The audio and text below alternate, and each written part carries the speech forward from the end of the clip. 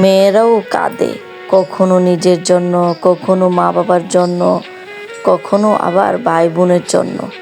কারণে অকারণে কাঁদে, কখনো ছেড়ে যাওয়া প্রিয় মানুষের জন্য, কখনো নিজের বাড়ির জন্য, কখনো ছেড়ে আসা প্রিয় মানুষের জন্য, কখনো নিজের সাজানো চার দেওয়ালের ছোট রুমটার জন্য, কখনো নিজের আত্মসম্মান রক্ষার জন্য, আবার কখনো কারো কথার আঘাতের জন্য, আর শেষমেশ নিকটস অন্ধকারে।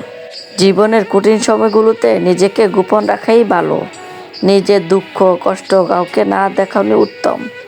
জীবনে যদি কখনো খুব খারাপ সময় আসে, তাহলে নিজের দুঃখ কষ্টগুলো নিজের মাঝে এমনভাবে আড়াল করে রেখো যেন তোমার গা ঘেঁষে বসে থাকা মানুষটিও টের না পায়। গোপনে তুমি ভেঙে গেছো খুব, আকর্ষণীয় জ্বরে গেছে জীবনের বৃক্ষ সব কয়টি সবুজ পাতা। শক্ত হও, নিজেকে নিজেই বুঝাও যে এত সমস্যা বাতাসে জ্বরে যেতে নেই, ভেঙে যেতে নেই। এমন হালকা আঘাতে কান্না পেলে একা একা গোপনে কাঁদো, তবু নিজের দুঃখের ক্ষতগুলো কাউকে দেখাতে যাবে না। মনে রেখো যে নিজের জন্য আলো হতে পারে না, পৃথিবীর সমস্ত আলো মিলেও তাকে পথ দেখাতে পারে না। জানোই তো মানুষ বড় নিষ্ঠুর ও নির্দয়। ভেঙে যাওয়া মৌচাক দেখলে ডিল মেরে আরও বেশি ভেঙে দিয়ে পেশাচিক আনন্দ পাই। জীবনটা ছোট হলেও জীবনের গল্পটা কখনো ছোট হয় না।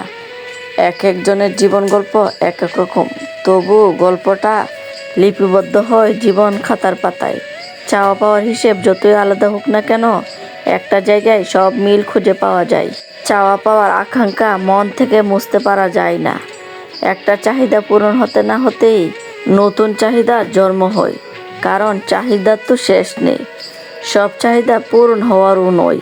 জীবনটা সুখের পিছনে ছুটতে ছুটতে কখন যে এসে থমকে যায় তা বুঝতেও পারা যায় না। বাস্তব বড় নির্মম। মানুষ তার জীবনের গল্পটা যেভাবে সাজাতে চায় ঠিক সেইভাবে কখনোই সাজাতে পারে না। মাঝখানে অনেক কাটাকাটি আঁকিবুকি করে সবটাই অন্যরকম হয়ে যায়। যা পরে থাকে তা শুধু দীর্ঘশ্বাস।